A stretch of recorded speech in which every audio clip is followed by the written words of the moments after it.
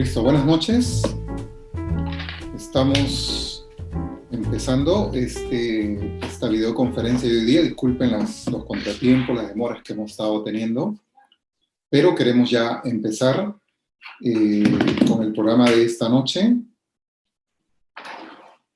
El título que vamos a abordar de hoy, martes 12 de mayo del 2020, es las familias disfuncionales y las personalidades insanas que se forman al interior de ella.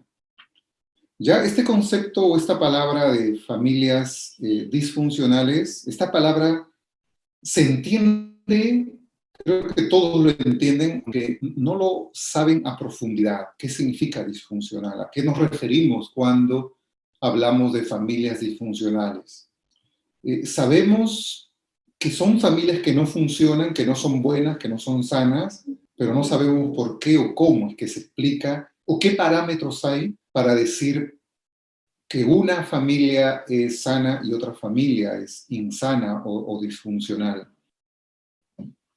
Ya, entonces vamos a estar viendo eso ahora en esta videoconferencia acerca de las familias disfuncionales.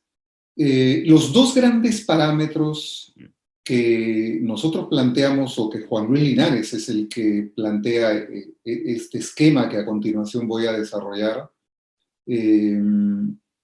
con respecto a familias funcionales y familias disfuncionales, es dos parámetros que se llama conyugalidad y parentalidad. Es decir, para medir que una familia es sana y funciona bien, tengo que evaluar cómo está funcionando la conyugalidad, es decir, cómo se comportan como esposos, bien o mal, se llevan bien o se llevan mal. Y la otra dimensión tiene que ver con la parentalidad, es decir, son buenos padres o malos padres. Entonces, ambos vínculos, ambas dimensiones de conyugalidad y parentalidad es pues lo que va a determinar que sea una familia sana o sea una familia insana en ese sentido. ¿Ya? Cuando estas dos dimensiones pueden establecerse como ejes. Un eje, en el caso de la conyugalidad, que va desde conyugalidad armónica o buena hasta una conyugalidad del otro extremo, que es conyugalidad mala o disarmónica. Ese sería un eje. El otro eje es la parentalidad, que significaría una parentalidad conservada o buena versus en el otro extremo una parentalidad mala o deteriorada.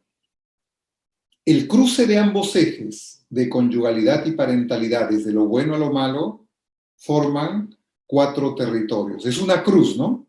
Que vamos a cruzar y van a formar 4 territorios en base a cómo funcionan la conyugalidad y la parentalidad.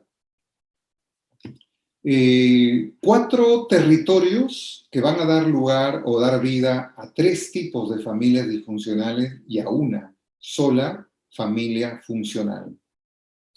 Entonces, el primer cuadrante, acuérdense que nosotros siempre estamos diciendo que nuestra personalidad se va configurando, se va moldeando a partir de los vínculos. A partir de los vínculos, sobre todo cuando somos niños en los cuales vivimos. Entonces, los dos principales vínculos en que vive un niño, en que vive un joven, un adolescente, son los vínculos de conyugalidad y parentalidad, ¿ya? Y estas dos dimensiones, parentalidad y conyugalidad, se afectan mutuamente. Es decir, si los esposos se llevan mal, la conyugalidad es mala, va a casi inevitable a deteriorar la parentalidad. La puede deteriorar, la va a afectar negativamente. Al mismo tiempo, si la parentalidad es mala, cuando por ejemplo la esposa dice que debe educarse de esta manera y el papá dice que debe educarse de otra manera y dan mensajes contradictorios, por lo tanto la parentalidad al llevarse de esa manera deteriora la conyugalidad porque ellos van a pelear. no van a pelear por la relación en sí, sino por el estilo de crianza. En ese sentido, ustedes ven que la parentalidad puede deteriorar la conyugalidad y la conyugalidad puede deteriorar la parentalidad. Cuando se llevan mal y pelean y tienen conflictos, deterioran la parentalidad. ¿Por qué? Porque muchas veces las frustraciones, las rabias que tengo contra mi pareja, a veces no lo puedo expresar abiertamente, entonces ando amargado o amargada, ando irritable y todo eso lo descargo con los hijos. En ese sentido está la conyugalidad que no funciona bien, está deteriorando mi parentalidad.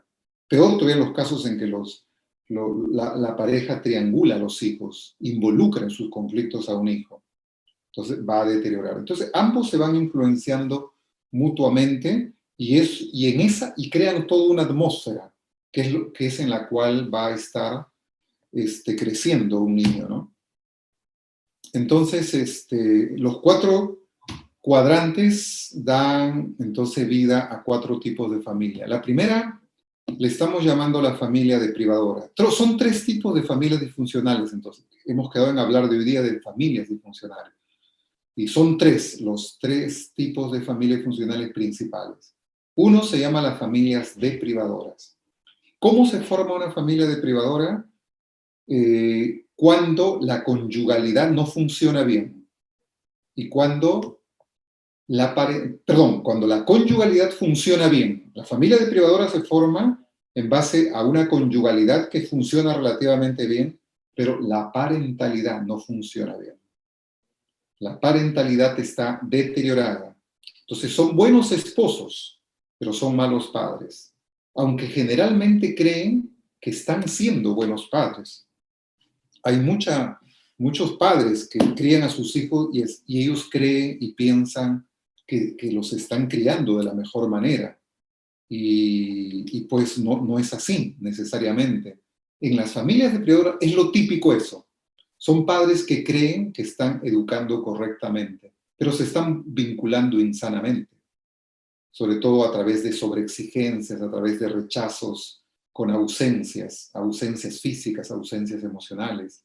Entonces, pero ellos creen que están funcionando bien y están haciendo bien su tarea de padres. Sin embargo, son un fracaso como padres, aunque tengan relativo éxitos como cónyuge. Ahí se forma. Y ahí se va a criar o se va a incubar 2 tipos de trastornos de personalidad, el borderline y el depresivo. Ahí se forman. ¿Ya? Entonces, el otro tipo de familia disfuncional son las familias trianguladoras. Aquí es al revés.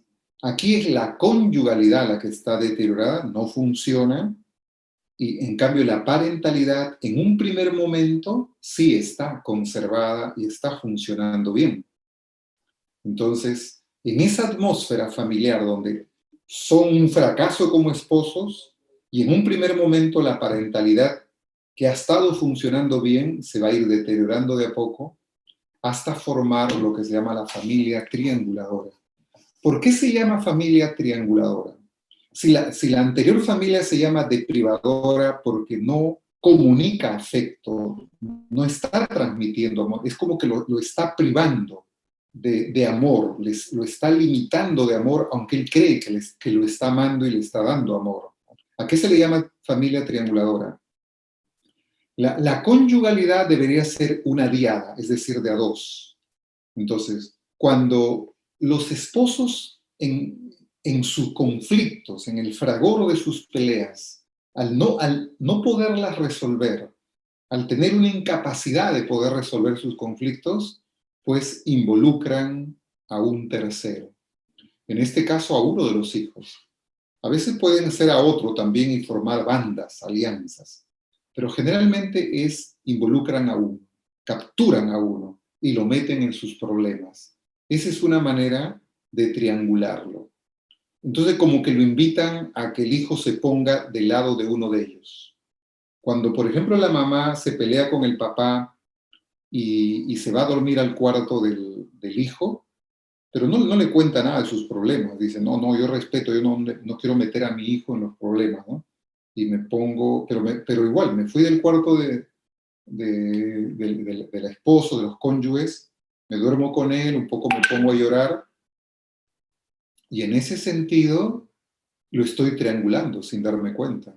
Claro, porque mi hijo se va a dar cuenta, mi mamá se ha peleado con mi papá, está llorando, ¿no? O sea, qué malo es mi papá que hace llorar a mi mamá. Lo está triangulando. Peor todavía si le empieza a hablar mal. En otros casos, ¿no? En que ya la mamá le habla mal al hijo de papá o el papá le empieza a hablar. Son casos de triangulación o cuando están peleados, incluso cuando están también divorciados, porque la conyugalidad se puede también hablar de la posconyugalidad. Entonces, y usan al hijo, dile a tu mamá, y la mamá que le decía, pídele a papá la plata y que no está dando.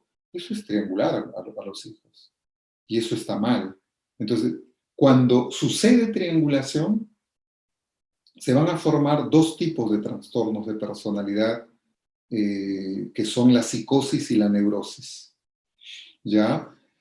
Seguramente muchos de ustedes habrán escuchado que la psicosis, ¿no? La esquizofrenia, la locura, grados de locura, es algo genético, pero no es así. Eso es una gran mentira que nos vende un sector de la psiquiatría, que es genética, no es genético. Ningún problema mental, psicológico es genético. Tiene que ver con vínculos insanos de desamor en las cuales han vivido. Maturana, un biólogo, un epistemólogo chileno, él dice que el origen de todas las enfermedades psíquicas y físicas tienen que ver con la negación sistemática del amor. El ser humano enferma cuando no se experimenta amado, cuando no se vivencia querido por las personas más significativas de su entorno. Un chico llega a la locura, llega a la esquizofrenia no porque tenga una herencia genética, sino porque no se ha experimentado amado. Y una de las formas en que no se experimenta amado es a partir de la triangulación. No vamos a explicar, obviamente, cómo se forma un psicótico, primero porque no es el tema y segundo porque es muy amplio este tema. En la formación terapéutica que nosotros damos a psicólogos, a futuros terapeutas, nos toma más de un mes trabajar solamente el tema de la psicosis. ¿Ok? Entonces ahí se forma la psicosis y se forma la neurosis también. ¿Se dan cuenta? Son atmósferas familiares, territorios en los cuales se van formando patologías, grados, ¿no? Algunos no llegarán a la psicosis, no llegarán a altas neurosis que se expresan ansiedad. La neurosis se expresa en ansiedad. Entonces, pero igual hay grados de patologías, desde el leve, moderado hasta el más severo. Eso va a depender de la intensidad de esos vínculos insanos con que se han vivido. Lo segundo tiene que ver con, el tercer tipo de familias se le llama familias caóticas. Se le llama familias caóticas porque la parentalidad no funciona y la conyugalidad tampoco funciona. O sea, son malos esposos y son malos padres. Es decir, son un fracaso como padres y son un fracaso como cónyuges. Pero miren, a diferencia de las familias deprivadoras, las familias caóticas sí saben que no están funcionando como padres, que son un fracaso como padres, sí lo saben. A diferencia de las familias deprivadoras, en que ellos, por el contrario, están funcionando mal, pero creen que están funcionando bien como padres. Y por eso resulta mucho más peligroso para los hijos, ¿no? Ya, entonces, vamos a estar ya empezando resolviendo las preguntas que me empiezan a hacer. Ya, Michelle pregunta, después voy a completar algunas ideas más, pero igual las preguntas van a enriquecer este tema, ¿no? Doctor, ¿qué acción se debe tomar cuando uno de los cónyuges se queda estancado en la inmadurez y el otro sí va evolucionando? Mira, lo que no tienes que hacer es criticarlo, porque si lo criticas vas a generar una guerra, vas a generar que él siga en más de lo mismo. Mira, lamentablemente muchos esposos no terminan de ser hijos y empiezan a ser esposos. Es decir, muchas veces de las manos de mamá, pues de alguna manera como que se estancan en la inmadurez, pasan a las manos de la esposa. Y por eso muchas esposas me dicen, yo tengo un hijo más en mi esposo. Por eso, una Una opción va a ser, pues, que yo entre en guerra, en pleitos, en críticas, en descalificaciones, la relación se deteriore y todo eso, ¿no? Lo otro es ayudarlo a madurar, pero no lo voy a ayudar a madurar a través de la crítica. Lo voy a madurar a través de relacionarme sanamente con él, ¿no? Elogiando las virtudes que tiene y dejándolo que asuma responsabilidades aunque se equivoque y yo no lo critique. Entonces, apoyarlo a que madure, a que crezca, ¿no? A que tome decisiones. No va a ser fácil, obviamente, pero es lo que hay que hacer, lo que toca que hacer, porque si no, yo sé que no es lo ideal, porque en una relación de pareja saludable los dos deben cargar el mismo peso, caminar, correr al mismo ritmo, sobrellevar las cargas al mismo ritmo, pero por eso, o te toca pues tomar distancia de esa pareja o pues empezar a trabajar con ella. ¿Ya? Entonces hay que hacer eso. Carla pregunta, cuando tu pareja lo único que hace es criticar en vez de apoyar a sobrellevar la situación de un hijo adolescente rebelde. Bueno, me pregunta seguramente qué hacer cuando tu pareja lo único que hace es criticar en vez de apoyar. Claro, muchas veces pasa eh, que el hombre, sobre todo cuando no vive con la esposa y es la esposa la que quien cría al hijo, cuando el hijo sale mal, el esposo acusa a la esposa. Es muy fácil la de Pilato. Es muy típico que si el hijo sale bien y es exitoso, el papá dice, ese es mi hijo. No, ese es mi hijo, ese es el que yo he formado. Pero si sale mal y es rebelde, entonces dice, ese es tu hijo, pues es el que tú has criado, le dicen a la esposa, ¿no? Y empiezan con las críticas. Y aún también cuando no se han separado y están en la convivencia, dicen, pues no, yo me encargo pues de la parte económica, yo tengo que traer y tú tienes que criarlo. Y se viven mitos, en falsedades, ¿no? Yo lo que aconsejo allí es, eh, si ante la crítica tú respondes y empiezas a defenderte y atacar también, que bueno, se va a armar la guerra y se va a dañar la relación, la conyugalidad empieza a funcionar mal, eso va a deteriorar la parentalidad y quien va a pagar los platos rotos es el hijo, es el adolescente en este caso, ¿no, Carla? Entonces, hay un proverbio bíblico que dice, la palabra áspera hace subir el furor, mas la respuesta blanda quita la ira. Entonces, si tú puedes desarrollar inteligencia emocional y contenerte y responder bien frente a las críticas y poder buscar tal vez un tercero, no necesariamente un terapeuta si el problema no es grave, sino buscar un consejero, un familiar a quien los dos respeten y puedan hablar y poner sobre la mesa sus diferencias con respecto a la crianza, con respecto a que él también tiene que apoyar. Yo necesito que tú me apoyes también en la crianza, por más que tú seas el que proveas el dinero. Entonces, no sé el contexto del problema, pero lo que sí te aconsejo es no caigas en el ataque, producto de la crítica que te hacen.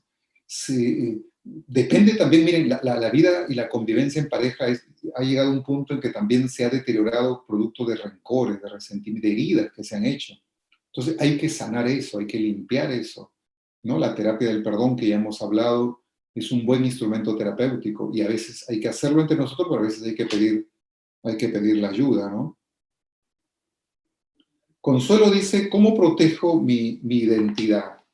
¿Cómo protejo mi identidad? Miren, otras personas, otros seres humanos me pueden agredir, me pueden insultar, me pueden ofender. Si yo me trago esas ofensas, me trago esas hostilidades, entonces hiero mi identidad. Es cuando yo soy capaz de madurar y tener y desarrollar humildad y no tener un ego grande, entonces las ofensas, las agresiones no me van a afectar. Tú me preguntas cómo protejo mi identidad madura, muere al ego, al yo, sana tu autoestima. Entonces, en ese sentido, tú puedes ser fuerte frente a las agresiones. Y la otra manera es, mira a la persona que te ofende como una persona herida, como una persona dañada. y por eso intenta dañarte. Entonces, mírala de esa manera, cambia tu perspectiva, tu mirada, ¿no? Camil pregunta, cuando me enojo, mi ira dura mucho tiempo. Claro, ¿no? Los estudios en neurociencia revelan que bajar la ira toma en promedio 30 minutos y a veces hasta más. Y por eso, y es peligroso porque, miren, es muy peligroso porque cuando sube la ira, la emoción, se apaga la razón. Ojo, atención con lo que estoy diciendo. Cuando sube la ira, y más ira, y yo no puedo controlar la ira, apago mi razón, desconecto mi razón. Y cuando desconecto mi razón, puedo decir cosas de las cuales después me arrepienta o hacer cosas. Muchos feminicidios no son realizados por gente psicópata, por gente sociópata que está acostumbrada a matar o a hacer daño. Mucho de eso es hecho por gente relativamente normal, con problemas de inteligencia emocional, que en un momento de ira se apaga su razón, quedan cegados y pues cometen ese acto de matar a su pareja. Entonces, cuidado, cuando estoy con ira, debo pues calmarme sin no decir nada, no hacer nada, decirme yo mismo, no estoy con ira, mejor me voy a otro lado, me voy a caminar, voy a hacer técnica de respiración, qué sé yo, no voy a decir nada hasta calmarme. Es lo mejor, es lo que hay que hacer. ¿Ya? Pepe pregunta, ¿qué errores son los que cometen más frecuentemente tanto el hombre como la mujer una vez casado? Este es un tema de terapia de pareja, ¿no? Y tal vez lo vamos a estar trabajando también. Hay tantos temas, ¿no? Por trabajar, ¿no? Pero para no evadir tu pregunta, Pepe, aunque no es el tema de esta noche, el gran problema que tienen, que tienen los hombres y que se quejan las mujeres es que no saben escuchar, no saben escuchar. Y lo otro es que no siguen dando muestras de valoración a la esposa. Sin darse cuenta la desvalorizan, ¿ya? La desvalorizan. O sea, dos grandes problemas. De parte del hombre, la falta de escucha y la desvalorización. Desvalorización en el sentido de que no le da su lugar, su prioridad, su atención. No la trata como cuando eran enamorados, que se desvivía por ella. Esos son, entre otros, dos grandes errores. ¿Cuál es el error de la mujer? El error que puede cometer una mujer es ser muy aprensiva, muy absorbente con el hombre, muy dependiente del hombre.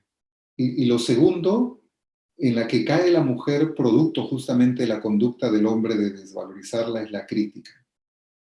Las mujeres fácilmente caen en la crítica. Y detrás de la crítica muchas veces está el rencor, la rencilla, el resentimiento porque no lo hablan. La mujer no dice, me estás tratando mal, o si lo dice de mala manera. Entonces son las cosas que van creándose en el matrimonio, ¿no? Catherine pregunta, ¿cómo poder controlar hablarle mal a un hijo cuando su comportamiento es demasiado rebelde o cuando se le corrige dice que no a obedecer, no va a obedecer, supongo, ¿ya? Lo que venimos diciendo también, Catherine, cuando yo veo una conducta insana de mi hijo, en este caso específico del adolescente, cuando yo miro que su conducta es muy rebelde, yo tengo que mirarme a mí.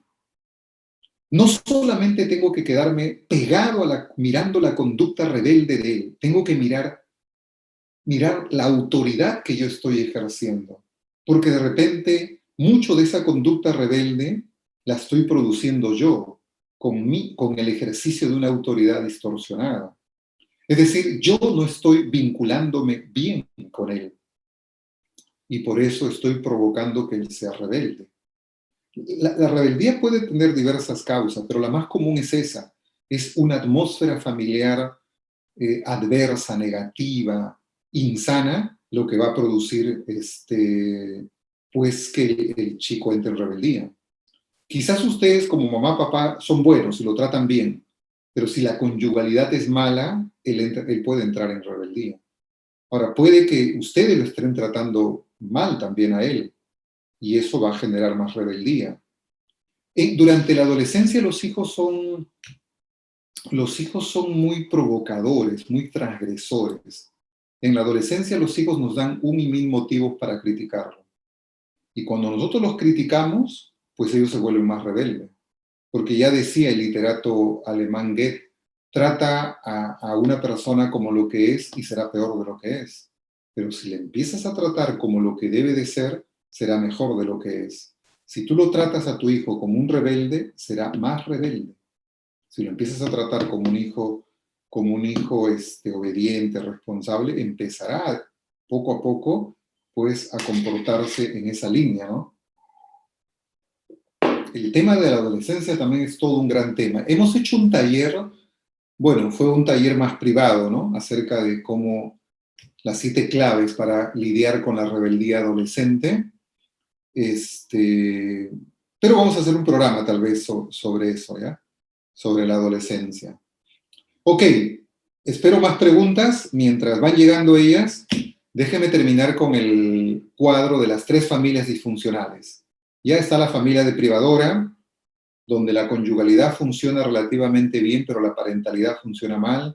Está el otro extremo, las familias trianguladoras, donde la conyugalidad funciona mal y la parentalidad funciona relativamente bien. Y está la familia caótica, donde no funciona ni la parentalidad ni la conyugalidad. Son los 3 tipos de familias disfuncionales. Lo ideal es que un hijo pueda vivir en el cuarto tipo de familia que sana, donde la conyugalidad funciona bien y la parentalidad funciona bien. Son buenos esposos y son buenos padres. Esa es la atmósfera que necesita un hijo para crecer con una identidad saludable. Ya muchos padres piensan que basta que yo sea un buen padre para que mi hijo le vaya bien. No, no basta. Es necesario que yo sea un buen esposo también, un buen cónyuge, un buen esposo, buena esposa, para garantizar la salud psicológica de mi hijo. Así que cuidado, el estar en guerra con mi cónyuge o con mi poscónyuge lo puede afectar y lo va a enfermar a mi hijo. ¿Ya? Así que cuidado con eso, ¿no? Camille dice, no tengo paciencia cuando mi hija de 7 años se enoja. ¿Qué debo de hacer? Bueno, tienes que evaluarte a ti, Camille. Tienes que evaluarte por qué no tienes paciencia, por qué te exasperas. De repente andas un poco estresada, de repente andas con ciertas frustraciones, de repente andas en conflicto con tu esposo y pues eso te está creando frustraciones y que te lleva a no tener paciencia con tu hija. ¿Qué te está llevando? Ahora, tendrías que ver también la conducta de tu hija. Si no tienes paciencia a tu hija, porque tu hija de repente está media exasperando, exasperándote a ti con conductas insanas, también preguntarme qué estoy haciendo yo, qué estoy provocando yo en la conducta de ella. ¿Cuánto de su conducta insana de mi niña lo estoy provocando yo con mi forma de tratarla, con mi forma de relacionarme con ella? ¿Ya? Entonces, tienes que verte a ti, Camille. ¿Qué está pasando dentro de ti? ¿Hay frustraciones? ¿Hay rencores que están dentro de ti? ¿Hay heridas? ¿Hay tal vez cosas que no has sanado con papá y que has llevado al matrimonio y pues en la convivencia con el cónyuge y con los hijos salen? Todos esos vínculos insanos y heridas que yo no he sanado con mamá, con papá, van a salir en la vida conyugal, en la vida de familia, con los hijos también. Entonces, es lo que tendrías que evaluarte, ¿no? Entonces, no estaría mal que tú hagas una introspección, busques ayuda profesional si es necesario en ese sentido. Ya, entonces, lo que yo recomiendo a los papás, a las familias, pues, es eso, ¿no? Que puedan llevar, pues, una conyugalidad saludable, puedan llevar una parentalidad saludable. Y eso va a garantizar que sea una familia saludable. Es decir, yo como esposo y como esposa esté sano psicológicamente y garantice que también mi hijo o mi hija crezcan saludablemente sanos, porque están respirando una atmósfera sana, saludable. Si un hijo respira una atmósfera familiar de conflictos, de peleas, de agresiones, entonces obviamente ese niño crece con miedos, crece también con frustraciones, crece con heridas, que van a afectar su identidad. Entonces, por eso no me sorprenda. Es bien paradójico muchas veces cómo padres, cuando sus hijos llegan a la adolescencia, son jóvenes, les critican, ¿no? Y le dicen, pero ¿por qué no eres más responsable? ¿No? Cada rato te paras metiendo en problemas. ¿Por qué no eres más inteligente? ¿Por qué no estudias? ¿Por qué no destacas? ¿Por qué no prosperas? Y le están reclamando y le están exigiendo que sea un triunfador. Cuando no hicieron bien las cosas como padre, que cuando eran niños ustedes como pareja tal vez paraban todo el tiempo en pleitos y en conflictos, y sus conflictos y sus frustraciones lo desplazaban con él y lo dañaron en su identidad, pero ahora quieren y esperan que le funcione bien. Qué paradójico, ¿verdad? Pero más que paradójico, qué injusta que es la vida. Entonces, no se sorprenda que esos hijos estén dañados, que esos hijos tengan rencores contra los padres en ese sentido. ¿Ya? Entonces, si queremos hijos exitosos y queremos hijos triunfadores, pues tenemos que conservar una parentalidad saludable, una conyugalidad saludable en ese sentido, ¿no? Listo, entonces, no sé qué más preguntas hay que tengan ustedes. Hoy día estamos recibiendo todavía pocas preguntas, o tal vez porque han estado esperando que termine un poquito la exposición. Pero ya, básicamente hemos señalado los tres tipos de familias disfuncionales y los tipos de identidades, de trastornos que se forman al interior de ellas. ¿Ya? Entonces, es importante tomar conciencia de ello. Claire me pregunta, mi expareja ha triangulado a mis hijas a su favor, con juicios en mi contra, con mentiras. Ya le he pedido perdón. ¿Cómo debería actuar frente a ese tipo de personalidad de mi expareja?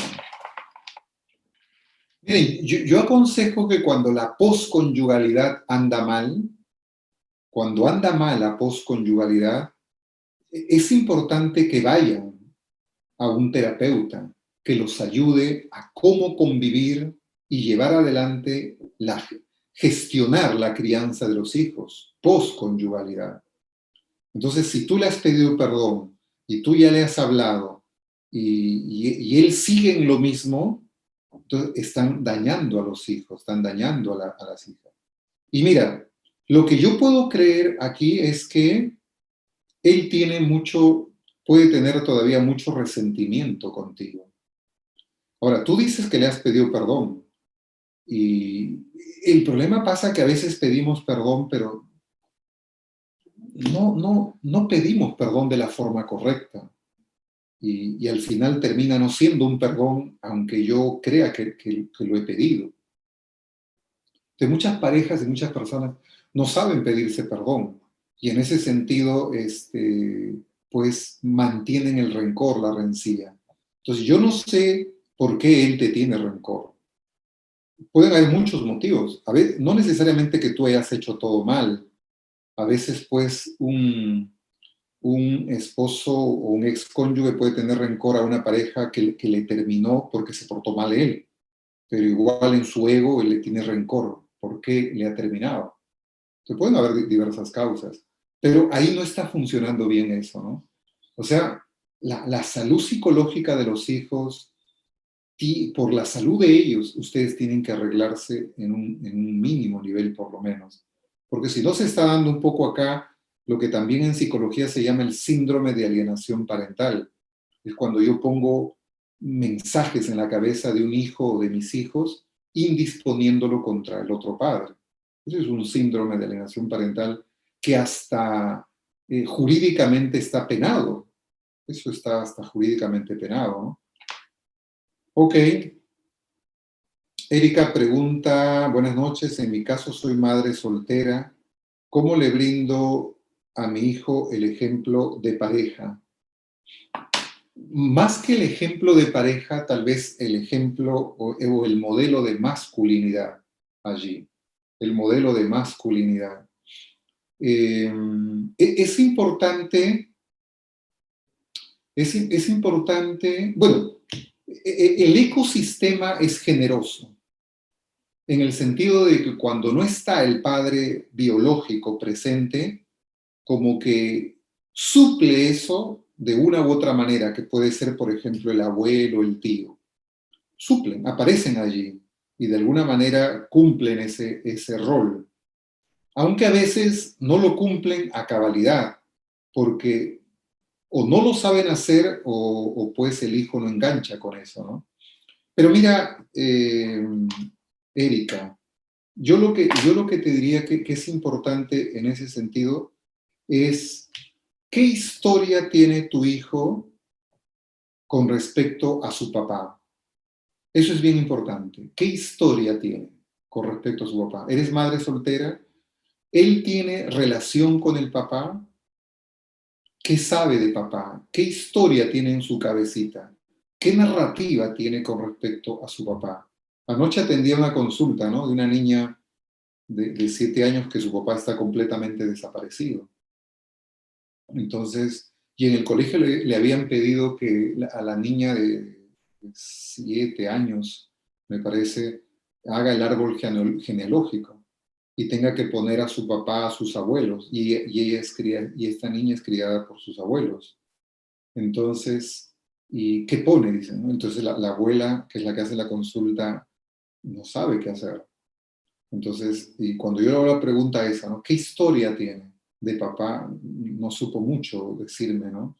Pero lo que yo te digo a ti, Erika, y se lo dije también a la señora de ayer, hay que construirle una historia, una narrativa de papá buena. O sea, mientras ese papá, mientras ese niño se conecte emocionalmente con una historia de papá, con una imagen de papá positiva, no se va a sentir afectado gravemente. Miren la historia de Mario Vargas Llosa, nuestro Nobel, ¿no? A quien yo admiro mucho. Él, por ejemplo, vivió hasta los 10 años sin papá. Su mamá fue una madre soltera, pero fue un niño nutricionalmente afectuosa por su abuelo y por su tío. Pero no solo eso, sino que la mamá le construyó una imagen, a pesar que el papá los había abandonado, no se portó bien. La mamá le construyó una narrativa, una historia de papá muy buena, de tal manera que él en su dormitorio, en su cuarto, y él tenía, y eso lo cuentan, lo pueden leer en el pez bajo el agua, ¿no? Que escribió Varallosa. En su cuarto tenía en su bendita noche la foto de papá, y él hablaba con papá, y tenía una imagen espectacular y muy buena de papá. Y por eso él pudo desarrollar una identidad saludable. Claro, hasta que apareció papá de verdad en el mundo real y era todo lo contrario de lo que él se había imaginado. Pero ya sus 10 años fueron suficientes para sentar las bases de su identidad y llegar a ser un hombre triunfador como lo es, ¿no? Entonces, otra vez te digo, ¿qué le cuentas? ¿Qué historia tiene? ¿Qué imagen? Tienes que construir una imagen positiva de papá, por más que te cueste hacerlo. Él tiene que relacionarse con un papá. Y si es que hay la posibilidad que el papá aparezca en la vida, en su vida, y no sea perjudicial para él, pues hay que hacerlo que aparezca. Muchas veces, a causa del dinero, de los pleitos que hay con esta expareja, pues los platos rotos lo terminan pagando los hijos. Entonces el papá desaparece porque no quiere dar o no puede dar dinero. O incluso en casos extremos o peores todavía la mamá le prohíbe que vea al hijo porque no le está dando la mantención. Eso es triangular. Eso es un daño terrible que se le hace a los hijos, ¿no? Entonces eso no se puede hacer. pero lamentablemente padres necios lo hacen. Entonces yo lo que te aconsejo es, Erika, no sé tu historia, pero ese niño que tienes tiene derecho a tener un papá. Independientemente de lo que haya sido, de lo que es y de tu historia sentimental, relacional que hayas tenido, ese niño tiene derecho a tener un papá en su vida. Si puedes, que aparezca presencialmente, y si no, que aparezca, se la construyas en su mente, una historia, una narrativa con papá. Miki pregunta, ¿qué hacer si una hija a los 23 años dice que siente que le gusta un hombre y también una mujer? En otras palabras, es una chica, pues es una hija bisexual. Es una hija bisexual. Probablemente sea eso, ¿no? ¿Qué es lo que tienes? Te voy a empezar diciendo lo que no tienes que hacer. Lo que no tienes que hacer es criticarla, rechazarla, juzgarla, condenarla. Es lo que no tienes que hacer. Porque eso es un vínculo de desamor que no solamente va a crear un abismo entre tú y ella, sino que va a crear un distanciamiento emocional contigo, una desconexión emocional contigo. Ahora, tú me puedes decir, pero yo no puedo aprobar eso. La aceptación no significa aprobación. La aceptación es que tú amas el ser de ella, aunque puedas estar en desacuerdo con la conducta de ella. A tu hijo cuando es pequeño hace muchas cosas malas, pero igual tú lo sigues amando y lo corriges en su conducta que está mal. Obviamente, cuando ya el hijo es adulta, no vas a poder corregir algunas cosas. Entonces, la tienes que aceptar, la tienes que amar allí. No necesariamente significa apoyar ni aprobar cosas en las cuales tú estás en desacuerdo con ella, pero tienes que amarla y aceptarla. Y déjame decirte algo más. El que ella haya llegado a desarrollar ese tipo de conducta, de identidad, tiene que ver mucho con la atmósfera familiar en la que ha vivido. Tiene que ver mucho. Es muy probable que haya, pues a partir de esa atmósfera, haya desarrollado eso. Así que lo que decíamos hace un momento, ¿no? Lo que decíamos hace un momento. O sea, qué fácil es pedirle a los hijos que se comporten bien después de todo lo malo que nosotros nos comportamos como padres. Después de todo lo malo que hicimos nosotros, les exigimos que ellos pues sean buenos hijos y buenas personas. Es injusto eso. Hay que amarlos, hay que aprender a aceptarlos en la vida. Ok, Natalie pregunta, es muy cierto, apoyo la narrativa positiva, a pesar de que se descubra con el tiempo que no es como se imaginaba. Sí, sí. Ahora, tampoco se trata de mentira, ¿ah? No se trata de mentira. Tal vez exagerar, podemos exagerar, pero tampoco mintamos. Pero siempre el hombre más monstruo siempre tiene algo de positivo. El hombre bueno siempre tiene cosas malas, como el hombre malo también tiene cosas buenas. Así que de ese padre malo hay que descubrir cosas buenas y empezar pues a hablarle a ese hijo con una narrativa positiva que tenga, ¿no? Después él entenderá cosas, pero si su mente es sana, tendrá capacidad de comprender y no de juzgar a ese papá. Y tendrá una identidad saludable. ¿Ya? Así que mamás, papás, sobre todo los que están peleados, sobre todo esos papás que desaparecieron de la vida de los hijos, pues construyamos una narrativa, una historia positiva en la mente de nuestros hijos de ese papá que desapareció, por la salud de ellos, por la salud mental de ellos. Y lo otro es, no les quitemos al papá, hagamos todo lo posible para que ellos tengan el papá, ¿no? No permita que mi rencor, mi rencilla, mi rabia, su comportamiento mal de él, lo dañe y le robe a un papá. Hay muchas mamás que yo lo he visto en consulta por una cuestión económica, pues se pelean con el ex y afectan al hijo y no lo dejan ver al hijo y todo eso, ¿no? Eso es muy malo, eso es muy dañino y muy cruel, diría yo, ¿no? A ver, otra pregunta. La madre de mi hija me comenta que cuando le regaña, a mi hija de 7 años, ella la amenaza con venirse conmigo. ¿Cómo manejar eso? A ver, la niña de 7 años le amenaza a su mamá de irse con la abuela cuando le regaña y todo eso, ¿no? Bueno, no sé si la que pregunta es la mamá o la abuela, pero lo que aquí hay que trabajar es con la abuela.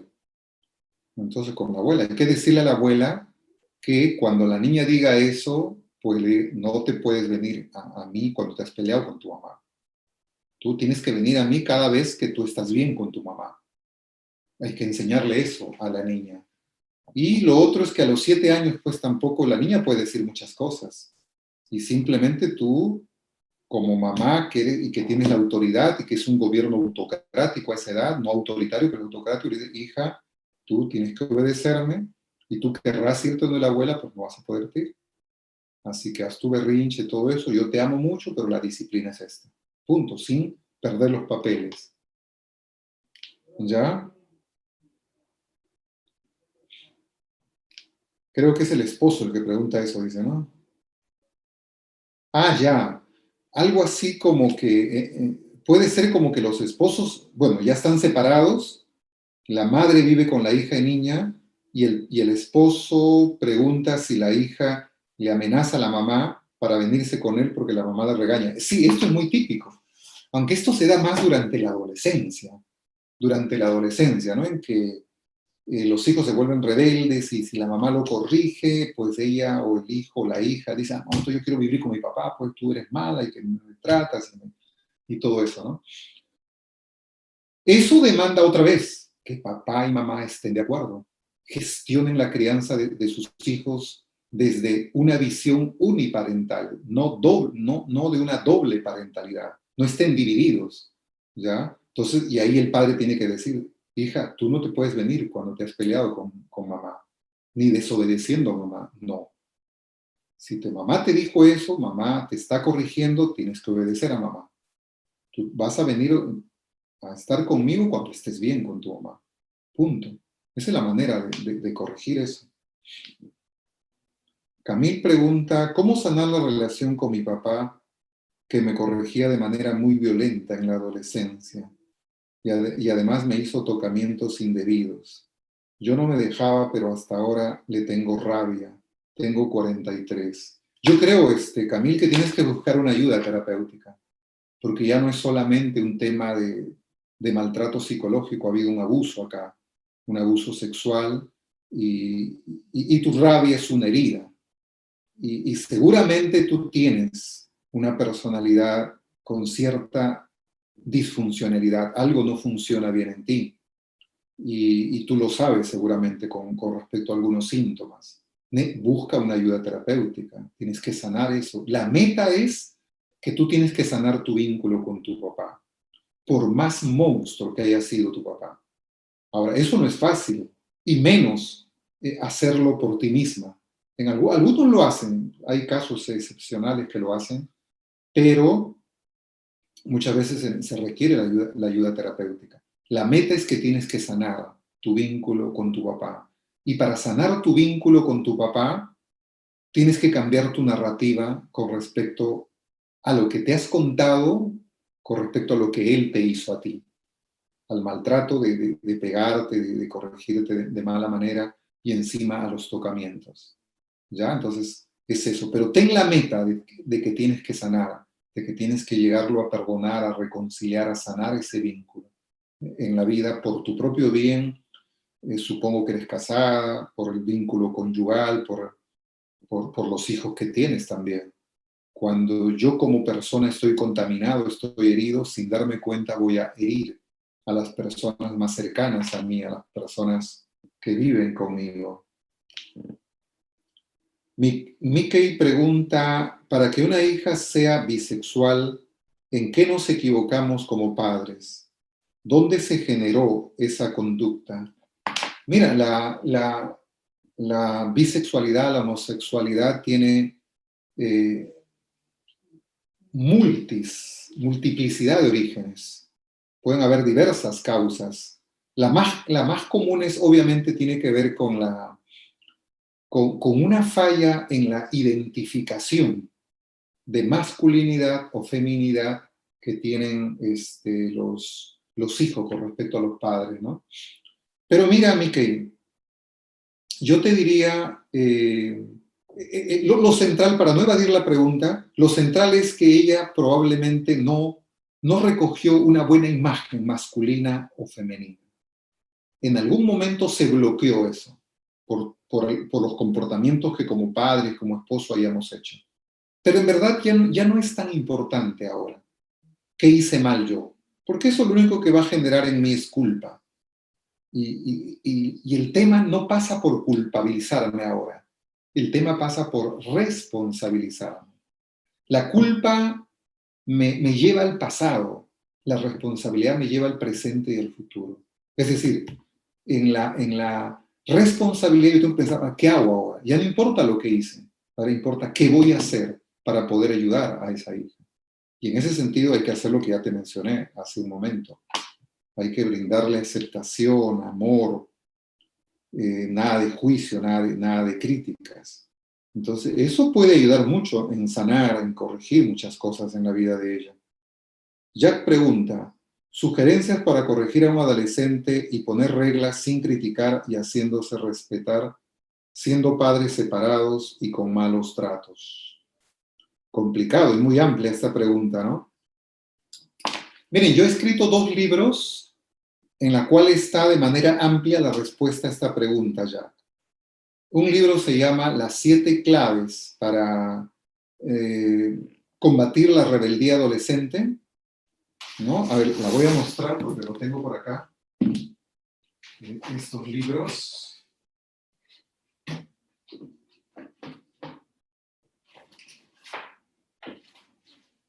Este es un libro que se llama Las 7 claves para combatir la rebeldía adolescente. ¿Cómo lidiar con esa rebeldía, con esa etapa de la vida? Y al mismo tiempo hemos publicado otro libro que se llama los 7 principios claves para ganar autoridad frente a los hijos. Si puedes adquirirlo, sería muy bueno en ese sentido, ¿no? Pero en algo central, es muy amplio, pero algo central quiero responderte. ¿Ya? Mira, acabo de terminar de escribir un artículo que lo voy a publicar la otra semana, que se refiere, y lo vamos a trabajar también aquí, lo vamos a trabajar en un video, una videoconferencia, cómo ganar o perder la confianza de los hijos. ¿Cómo ganar o perder la confianza de los hijos? ¿Ya? Acuérdate que durante la adolescencia los hijos nos dan 1 y 1000 motivos para criticarlos porque se portan mal. Porque parte de su característica adolescente es ser transgresivos, provocadores y ambivalentes. Son las 3 características principales de un adolescente. Transgresivo, tú le das la norma y te la va a transgredir. Pero no te desesperes, da la norma, no te desesperes, espera que lo va a transgredir. Es ambivalente, siente que te ama, que te odia, que esto quiere, después no quiere. Son provocadores, haciendo cosas que no deben de hacer. Entonces, todo eso está ahí. Entonces, lo que no tienes que hacer durante la adolescencia es criticarlo. Esa es la manera en que pierdes. Hay 2 elementos más que no quiero entrar por cuestión de tiempo. No debes criticarlo. O sea, lo cual no significa que no lo corrijas ni lo confrontes. Tienes que buscar la manera creativa de decirle lo que está mal y corregirlo, porque lo tienes que corregir. Pero no lo hagas a partir de la crítica. No lo hagas desde la emoción, ira. Y más bien busca aceptación y busca elogios, que son caricias. Busca motivos para darle elogios, para darle caricias. Eso va a permitir que tú te conectes, una conexión emocional con tu hijo y te ganes la confianza con él. Ya, eso es lo central que yo te diría. Mickey, bueno, acá dice respetar con padres separados. Lo que venimos diciendo, los padres separados tienen que ponerse de acuerdo, tienen que aprender a gestionar juntos la educación de los hijos sin contradecirse, sin oponerse, respetándose, dialogando, comunicándose, llevándose bien. Eso es lo que hay que hacer. Mickey pregunta, y con esta estamos ya finalizando, la última pregunta. Por favor, ¿todavía hay posibilidades de que se deje de tener esa conducta, ya que aún no ha tenido experiencia sexual en ninguna. Toda persona siempre puede cambiar. Toda persona siempre puede sanar lo que tenga dañado, las heridas que tenga en el alma. Siempre. Pero cuando somos adultos, lo primero es que tengo que querer. Tengo que querer. Ahora, puede que en un principio no lo quiera, pero si el entorno familiar empieza a comportarse saludablemente, esa persona puede empezar a querer cambiar.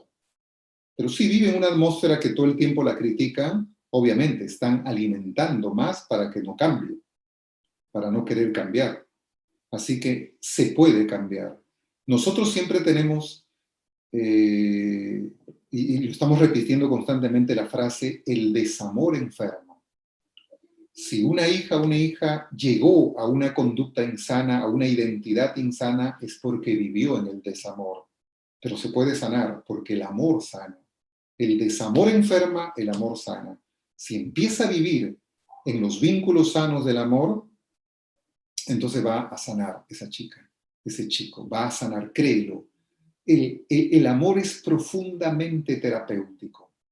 Si el desamor es tremendamente dañino, pernicioso, el amor es profundamente terapéutico. El amor sana a las personas, el amor cambia a las personas, el amor transforma a las personas y lo puede hacer. No hay ninguna patología que no pueda sanar. Eso lo venimos repitiendo constantemente y lo enfatizamos. Ok, nos ha ganado la hora, hemos tenido un buen tiempo en esta noche, que hemos tratado acerca de las tres familias disfuncionales y las personalidades insanas que se incuban al interior de ella, ¿no? Este es un programa que lo estamos haciendo a nivel de Face, a nivel de YouTube, un programa de televisión online, La Belleza de Amar. Va todos los martes a las 7 de la noche con diversos temas que abordamos y también interactuamos con ustedes con sus preguntas, ¿ya? Gracias por vernos, por oírnos. Más bien les animo a que puedan compartir con familiares, con amigos el video para que lo puedan ver otras personas. También compartan los nuevos temas que vamos a tratar, inviten a otras personas también, de tal manera que esto pueda ayudarles a ustedes y también pueda ayudar a otras personas más. Gracias por vernos, gracias por compartir en esta noche. Dios les bendiga y hasta la próxima.